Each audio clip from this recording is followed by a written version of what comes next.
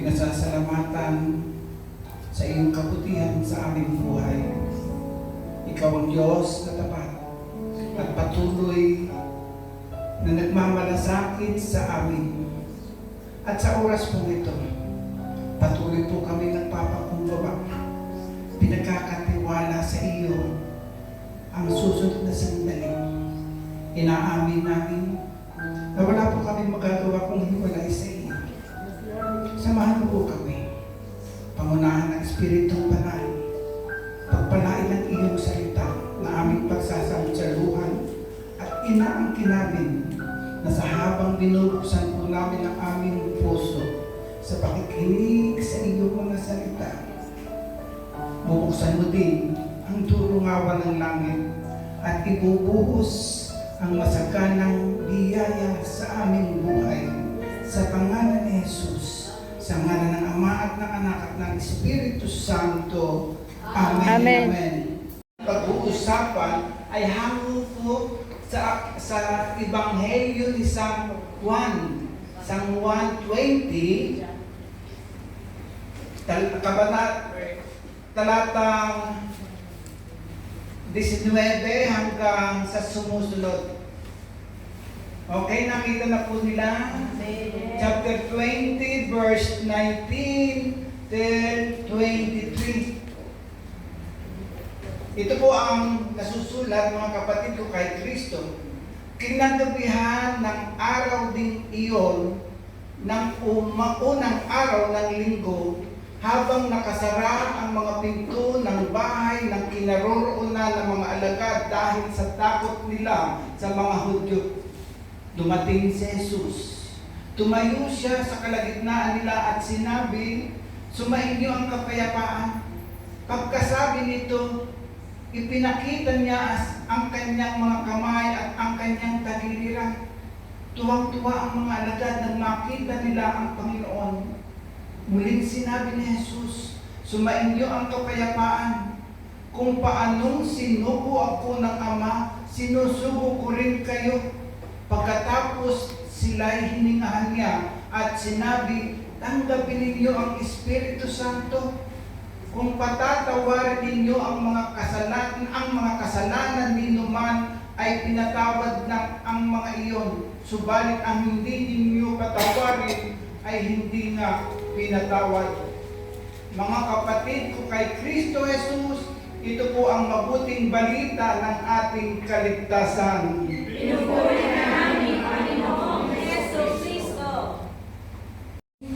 Of the Pentecost. Now, my dear brothers and sisters in Christ, napakainam,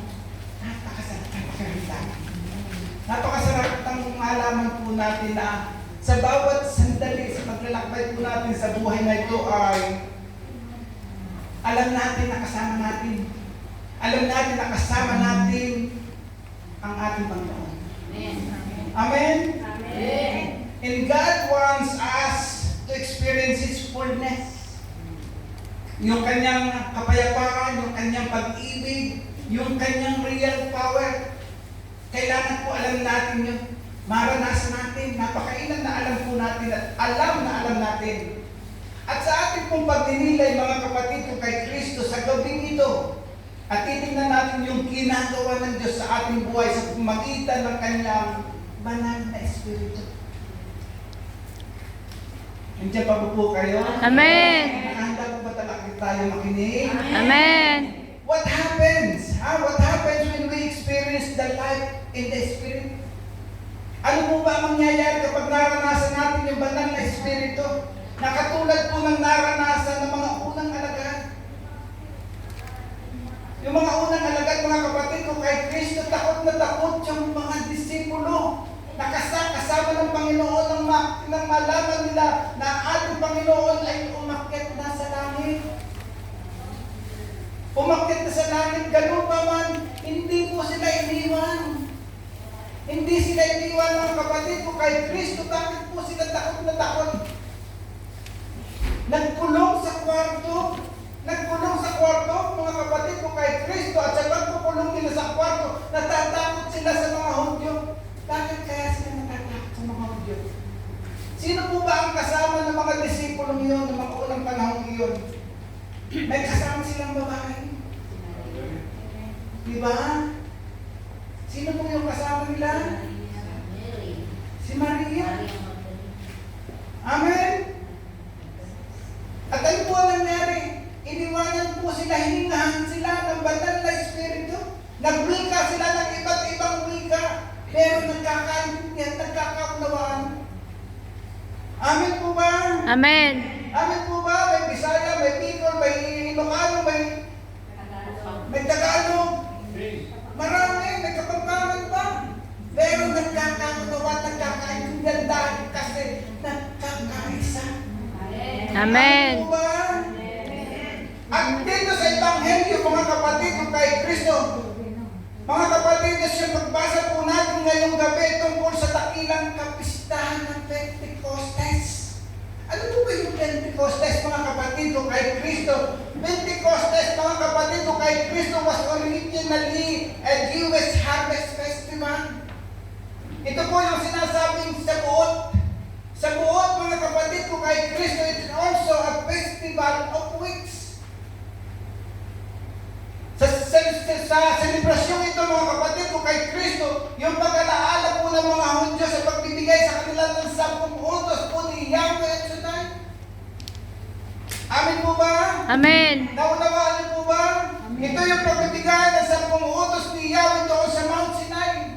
50 days after na sila po ay umalis sa Ehipto, mga kapatid, kung kay Kristo sa Egypt, sa pamagitan po ni Moises. Naunawaan niyo po ba? Amen. Kaya po ang Pentecostes, mga kapatid, kung kay Kristo, from the Greek word pente, which means 50, sa paggunita at pagdiriwang ng mga Hudyo ng sabuot, 50 days mula sa pagkabuhay. Amin po ba? Amen. Bilang pagkilala at sa pag-alaala ni Yahweh na ginawa sa kanila noong sila po ay nasa Egypt pa. Amin po ba? Amen. Purihin po natin ang ating Panginoon. Now, my dear brothers and sisters in Christ, tayo po mga Pilipino, mga kapatid ko kay Kristo, may ginugunita din tayong araw ng kalayaan. Araw ng kalayaan. Kahit pa nga sabihin natin, parang hindi pa rin tayo malaya, mga kapatid ko kay Kristo. Sa totoo lang po, mga kapatid, hindi pwedeng pag-usapan ang kasaysayan ng kalayaan ng mga Pilipinas, ang kalayaan ng Pilipinas, na hindi po binabanggit ang kakaka. Kakaka. Kulang. Amin po ba? Kulang-kulang. Meaning po, mga kapatid ko kay Kristo, ang KKK, ang kataas-taasan, kagalang-galangan, katipunan ng mga anak ng bayan, at bilang po mga Pilipino, mga kapatid ko kay Kristo, tayo mga Kristiyano, alam po natin ang kwento ng KKK. Hindi po ba? Amen. Alam po natin ito.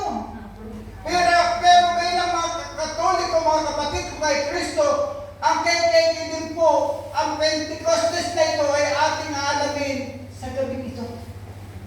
Pentecostes, mga kapatid ko kay Kristo, tatlong ka. Kulang. Mali. Okay? Ang una pong kulang ang una pong mga kapatid ko kay Kristo, unang ka, ito po ay ang kapayapaan. Kapayapaan ang unang pong hakbang. Mga kapatid ko kay Kristo, kapayapaan, ito po yung unang bati ng ating Panginoon Jesucristo. Ito po yung unang bati ng ating Panginoon Jesucristo sa mga alagad ang magpakita sila sa kanila. Kapayapaan sa inyo, kapayapaan. Kapayapaan, mga kapatid ko kay Kristo, meaning laban sa mga kandadong pinto at kandadong mga puso ang hatid agad ng ating Panginoon Jesucristo. Amen. Amen po ba? Amen. Nakakandadong mga puso. Kapayapaan ang susing bumukas sa mga kandadong nilang mga puso. Amen po ba? Amen. Purihin po natin ang ating Panginoon. Mga kapatid ko kay Kristo,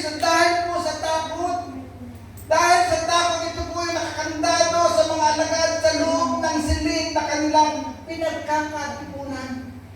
Pinili nilang manatili. Pinili nilang manatili na lamang doon dahil sa matinding takot at pangamba sa mga Hudyo. Amen po ba? Amen. Kung ating pong pag-usap at pagninilayan po natin, maaari nakakaranas din po tayo nito. Maaari nakakaranas din po tayo nito, mga kapatid ko kay Kristo, na mapuno tayo ng takot. Mapuno tayo ng takot. Takot para sa ating buhay. Bakit ka mo, Brother Sunny? Magpakatotoo po tayo. Aminin natin yung ating kahinaan. Amen? Amen. Kung anong meron po tayo, sapat na, nandiyan po ang Panginoon, hindi po tayo pababayaan. Huwag po natin pilit ang ginagawa ng ating kapwa. Kung yumayaman ang ating kapwa, huwag po natin gayahin. Ipagpasalamat natin. Ang nangyayari, magpakatotoo tayo. Dahil gusto lang hingitan ng kanyang kapatid, mangungutang at mangungutang.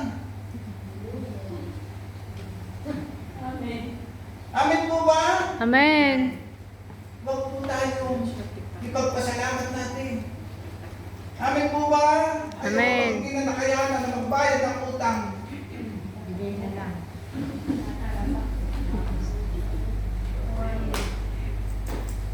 Takot. Takot na tanggapin ang katotohanan. Takot na umilig ng masaktan ulit. Takot. Maaari ang iba sa atin dito po ay nagsara na ng kanilang mga pinto. At maging ang pinto ng ating mga puso ay ninak na rin natin. Nasusundan niyo po ba? Takot nang umasa pang muli. Takot nang umasa pang muli. Ito po yung pakiramdam ng mga disipulo noon, mga kapatid kay Kristo, doon sa unang araw ng kanyang pagkabuhay. Yung takot nila, mga kapatid kay Kristo, paano ba naman hindi matatakot ang Panginoong Kristo?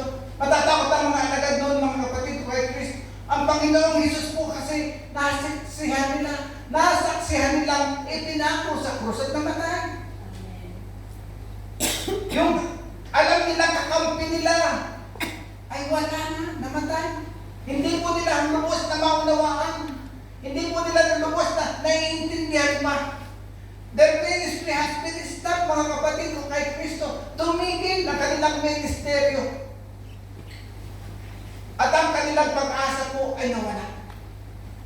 Kaya mga kapatid ko kay Kristo, ngunit sa tagpong ito, mga kapatid ko kay Kristo, na halos masubok kay tayo mga disipulo, mga kapatid ko kay Kristo, na hindi nila maintindihan yung takot nila sa loob, sa nakasaradong silid na yun. Hindi nila maintindihan. At ang Espiritu Santo naman na inihinga ni Jesus sa mga oras na ito, sa kanila na nagkaloob, sa kanila ng kapayapaan at kapanatagan. Nasusundan niyo po ba? Amen. Nagbigay sa kanila ng kapayapaan at kapanatagan nang sila ay hingahan ng ating Panginoong Hesukristo. Amen po ba? Amen. Hindi na tingin niyo sa akin.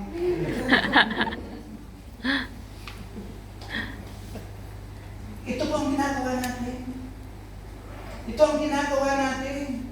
Pinagpapasalamat natin kung bakit tayo naririto.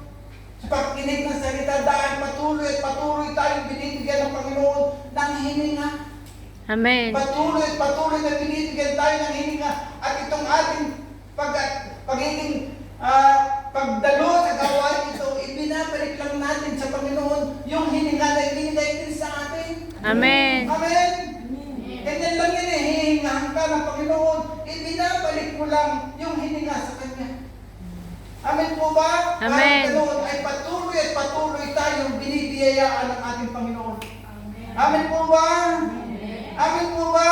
Amen. Natin ang ating Panginoon. Hallelujah. Kaya po mga kapatid ko kay Kristo, ayon po sa Ebanghelyo ni San Juan 14:27, kapayapaan ang iniiwan ko sa inyo. Ang aking kapayapaan ang ibinibigay ko sa inyo. Hindi ito katulad ng ibinibigay ng sanlibutan. Huwag kayong mabalisa. Huwag kayong matakot. Huwag tayong matakot. Ba't nga ba? Kasi ang nangyayari po kasi, kapag hindi tayo lumagay sa katotohanan, kaya tayo tanda. Amen. Lumagay tayo sa katotohanan. Amen po ba? Amen.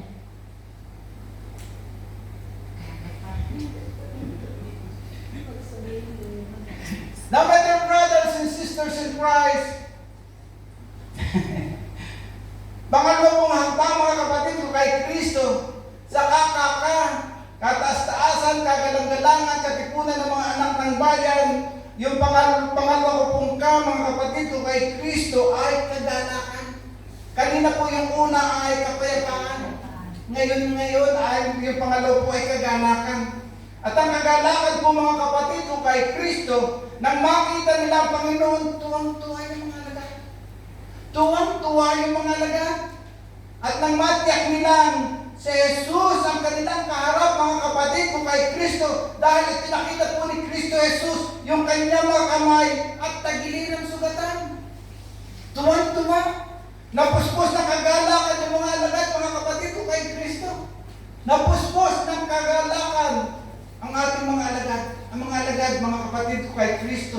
Yung kung dating lungkot nila, mga kapatid ko kay Kristo, na hatid ng kamatayan at pangungulila, napalitan po ng malaking kagalakan. Bakit po? Nakita po nila si Kristo Jesus. Buhay si Jesus. Amen. Buhay si Jesus, mga kapatid ko kay Kristo. Ang matindi pa nito, mga kapatid ko kay Kristo, hindi sila binalikan ni Jesus. Hindi sila binalikan, mga kapatid ko kay Kristo, hindi sila binalikan ni Jesus para singilin. Naintindihan niyo po ba? Hindi sila binalikan ni Jesus para singilin. Pagalitan, pakigantihan, mga kapatid ko kay Kristo, sumpatan. Hindi. Hindi po. O pagalitan, kundi upang ipagkaloob mo sa kanila yung kanyang mismong espiritu. Hiningahan. Hindi po sila kinagalitan. Bakit? Kasi nawala nga po sila. Nung makita nila at masaksihan ang ginawa ng mga Hudyo, yung pumatay sa ating Panginoon Hesus Kristo dahil sa ating mga kasalanan, nakita nila. Dahil sa takot nila na baka sila ay mangyari rin sa kanila yung ginawa sa Panginoon Hesus Kristo. Amen. Amen po ba? Amen. Buhay.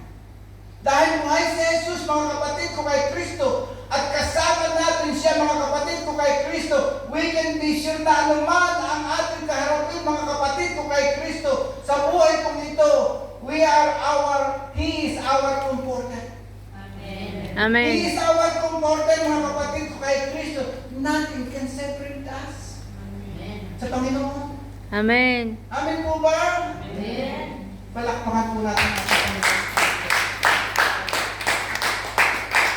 Alam niyo mga kapatid ko kay Kristo, ito malimit na mga nagtatanong, maraming beses na marami nagtatanong sa akin, brother, yung mga tanong nila sa palagay mo ba, brother Sammy, ano kaya ang mangyayari sa gawain ng Panginoon kung sakali na si Brother Mike ay mawala?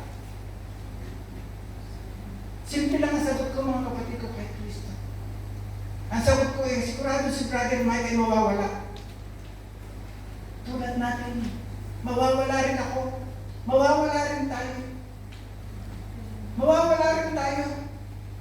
At katulad po ng bawat isa, mga kapatid ko kay Kristo. Pero isang bagay lang po ang tinitiyak ko, mga kapatid, sabi ko, ang Diyos ng gawain nito ay hindi mawawala.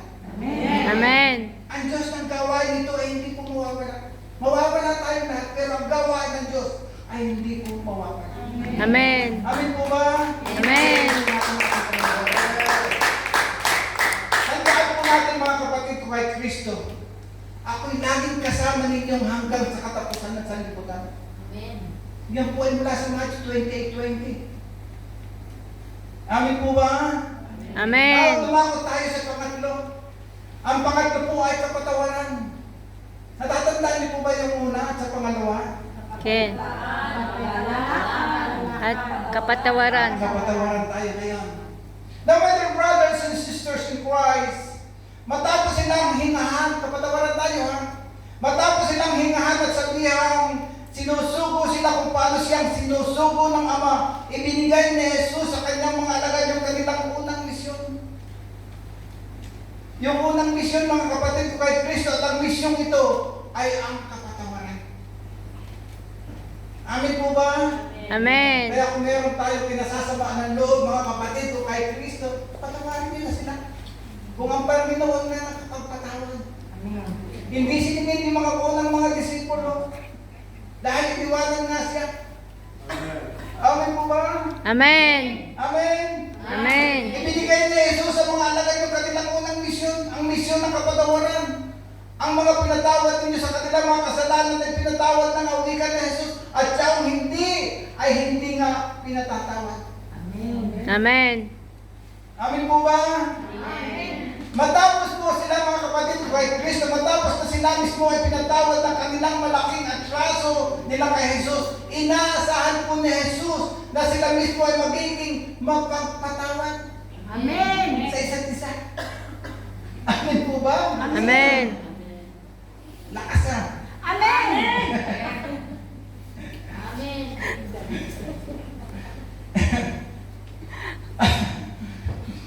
Papuri sa Panginoon. Amen.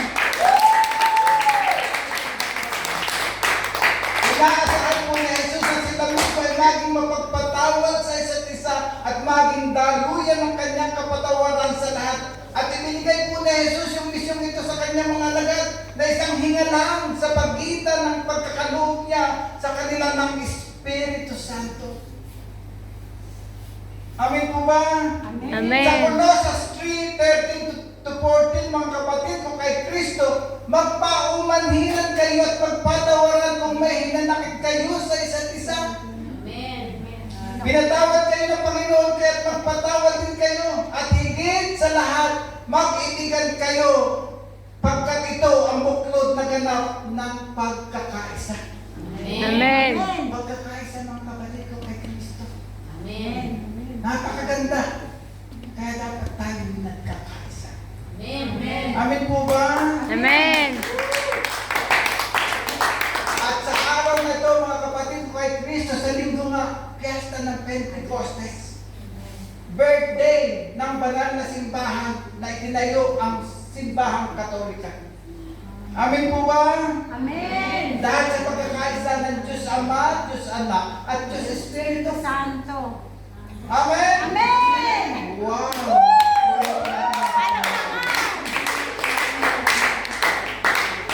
Ang paglaya po ng ating buong pagkatao mula sa takot, mga Kristo, yung lungkot, yung galit na hindi natin makakamit nang walang pagtulong ng Espiritu Santo. Walang pagtulong ng Espiritu Santo. Mga kapatid ko kay Kristo, kapag ito ang katulong po natin ng Espiritu Santo, bunga tanda ng Espiritu Santo. Tandaan po natin, mga kapatid ko kay Kristo. Tandaan natin, mahirap po magtanim ng sama ng loob. Amen. Mahirap. Namimiss talaga ako ng mga Friday ko. Eh, gutom lang yan, gutom. Ramdam ko. Gutom lang. Mahirap magtanim ng sama ng loob, baka mag-alit ka ng sama ng labas. Amen? Amen po ba? Now, my dear brothers and sisters in Christ, alam niyo, tapos na yung topic ko.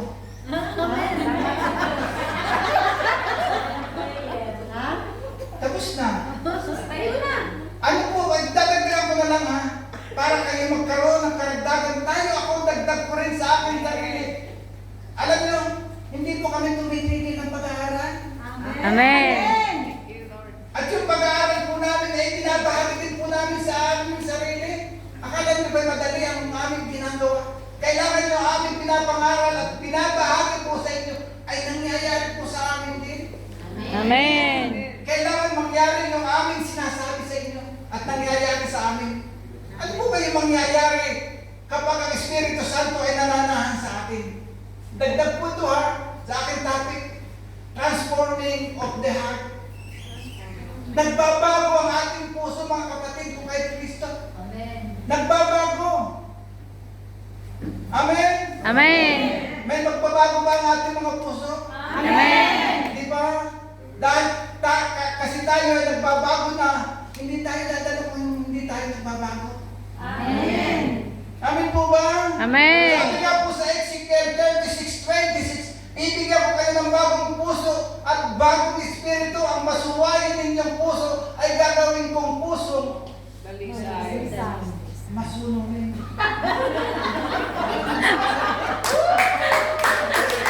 Mga gutom na. Amen. Pusong masunurin, mga kapatid ko kay Kristo. At ang lahat ng nananalig sa akin ay umiinom. Umiinom ng kape. Amen? Sapagkat sinabi sa kasulatan, mula sa puso ng nananalig sa akin ay dadaloy ang tubig na nag-iwit po kayo. Amen po ba? Amen. At ang ba nangyayari kapag ang Espiritu Santo ay nananahan sa atin? Empowerment for obedience. Meron kami tayo pa naman, di ba? Mahaba pa. Empowerment for obedience. Okay, 5 minutes. Sabi po sa Lucas 24:49, tandaan ninyo, susugos ko sa inyo ang ipinangako ng aking ama, kaya huwag kayong aalis sa Jerusalem hanggat hindi kayo pinagkakalooban ng Spirit ng kapangyarihan mula sa langit. Subalit tatanggap kayo ng kapangyarihan pagbaba ng Espiritu Santo at kayo magiging mga saksi ko sa Jerusalem, sa buong Judea, Samaria at hanggang sa dulo ng daigdig. Sapagkat ang Espiritu ang ibibigay sa atin ng Diyos ay hindi Espiritu ng kahinaan, ng loob, kundi Espiritu ng kapangyarihan, pag-ibig at pagpipigil sa sarili. Amen. Amen! Amen. Ito ay continue natin continual guidance and direction. Kaya mga kapatid ko kay Kristo, dadalangin ako sa Ama upang kayo bigyan niya ng isang tagapagtanggol na magiging kasama ninyo magpakailanman. Amen. Siya ang Espiritu ng katotohanan. Espiritu ng katotohanan, kaya magpakatotoo tayo ang hindi matanggap ang sanlibutan sapagkat hindi siya nakikita ni nakikilala ang sanlibutan, ngunit nakikilala siya. Ngunit hindi nakikilala ninyo siya sapagkat siya nasa inyo at siya ay nananatili sa atin. Amen. Amen po ba?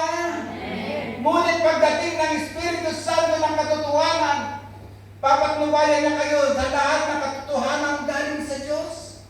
Sapagkat ang sasabihin niya ay hindi mula sa kanyang sarili, kundi sa kanyang narinig at ipahayag niya sa inyo ang mga nangyayari sa hinaharap. Meron pa bang time? 5 minutes. 5 minutes. Yes po. 2 minutes. Palatandaan mga kapatid ko kay Kristo. Palatandaan na nananahan sa atin ng Espiritu Santo. Palatandaan na nananahan sa atin ng Espiritu Santo. Nabubuhay sa pag-ibig. Amen. Nabubuhay sa pag-ibig. Amen. Sabi nga po sa Galatia, tandaan niyo po ito, Galatia 5:22-23, subalit ang bunga ng Espiritu Santo ay pag-ibig, kagalakan, kapayapaan, katyagaan, kabaitan, kabutihan, katapatan, kahinahunan, at pagpipigil sa sarili. Amen po ba? Amen. Walang batas na laban po dito mga kapatid ko kay Kristo. At sumagot si Jesus, sabi nga po sa John 14:23, ang umiibig sa akin ay tutupad ng aking salita, iibigin siya ng aking Ama at kami sa Kanya at mananahan sa Kanya. Kaya mga kapatid ko kay Kristo, kung tumutupad tayo sa mga utos, mananatili kayo sa aking pag-ibig. Tulad ko, tinutupad ko ang mga utos ng aking Ama at ako'y nananatili sa Kanyang pag-ibig. Kaya mga kapatid ko kay Kristo, panatilihin po natin. Ito yung challenge sa atin. Kailangan naglalagab-labag ang ating paglilingkod. Naglalagab lagi ang ating paglilingkod. Kaya nga mga kapatid ko kay Kristo, magpakatatag tayo. Amen. Magpakatatag tayo. Huwag tayong matipinag sa gawain ito. Amen. Amen. Magpakasipag po tayo sa gawain ito ng Panginoon. Amen. Yamang alam po natin na di masasayang ang ating pagpapagal sa Kanya. Amen. Kailangan meron pong kapakinabangan ang ating paglilingkod. Hindi po nasasayang. Amen. At kailangan po tayo na nabubuhay sa pananampalataya. Amen. Mabuhay tayo sa pananampalataya na hindi tayo pababayaan ng ating Panginoon. Amen po ba? Amen. Mabuhay sa katotohanan. Ito na naman, bumalik tayo. Mabuhay po tayo sa katotohanan. Isipin po natin ang katotohanan na ng lahat na mayroon sa atin ay mula sa ating Panginoon. Amen. Putulin na po natin. Amen. Mabuhay sa katotohanan. At mabuhay tayo ng payapa. Amen. Binaiksi ko na po ha, mabuhay tayo sa ng payapa. Kapayapaan ang iniiwan ko sa inyo, ang aking kapayapaan at binibigay ko sa inyo. Hindi ito katulad ng kapayapaan ang binibigay ng mundo. Huwag na tayong mabalisa at huwag tayong matakot. Huwag tayong matakot. Kaya mga kapatid ko kay Kristo, pwede na po tayo tumayo. Divine provision mga kapatid ko kay Kristo. Mga biyayang walang katulad. Walang biyayang mga biyayang walang katulad mga kapatid ko kay Kristo. Kaya alinyahan po natin ang ating mga sarili. I-offer po natin ang ating sarili sa ating Panginoon. Kung ano man po meron tayo, ipagkatiwala po natin sa ating Panginoon ang lahat-lahat. Ang ating Panginoon ay napaka-faithful mga kapatid ko kay Kristo. Ano man yan? Ang ating Panginoon, yes, hindi po siya nangiiwan. Bagkus, tuloy-tuloy ang kanyang patnubay sa atin. Amen. Baguhin mo po ang aming mga puso. Hallelujah. Patuloy mo po kaming hingahan. Hallelujah, Panginoon. Manahan ka po sa amin. Patnubayan sa aming mga pangangailangan.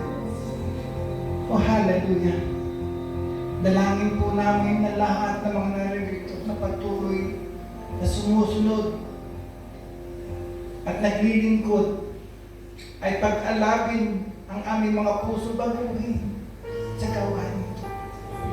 Makaakay ng mga kaluluwang hindi pa nauunawaan ang ibig niyong pakarugan ng buhay na ito.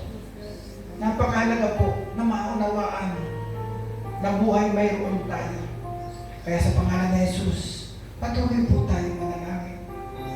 Dakilang Diyos, pinasasalamatan ka po namin sa nakalipas na sandali. Ang iyong salita na dumating sa aming buhay na nagtutulong ng tagumpay. Patuloy mo po kaming dumadalangin. Pagpalain po ang lahat ng aming mga dalangin, ng aming mga kapatid, na hindi pa rin naunawaan. At dalangin din po namin yung kanilang mga handog sa gawain ito. At patuloy mo po kaming samahan saan man po kami bumaroon. Patnubayan. At inaangkin po namin ang isang maginhawa at matagumpay na buhay sa pangalan ni Jesus. Amen. At sa pangalan ni Jesus, Amen. inaangkin na po namin ang katugunan ng aming mga panalangin na ibibigay niyo po ito sa amin. Amen. Sa pangalan ni Jesus. Maging aming mga mahal sa buhay na nasa Pilipinas, kasama na rin po sa aming panalangin ito na inaangkin namin na hindi niyo po pababayaan. Amen. Nagtitiwala po kami sa iyo na hindi niyo po sila pababayaan sa pangalan ni Jesus. Amen. Sa pangalan ng Ama at ng Anak at ng Espiritu Santo. Amen. Amen.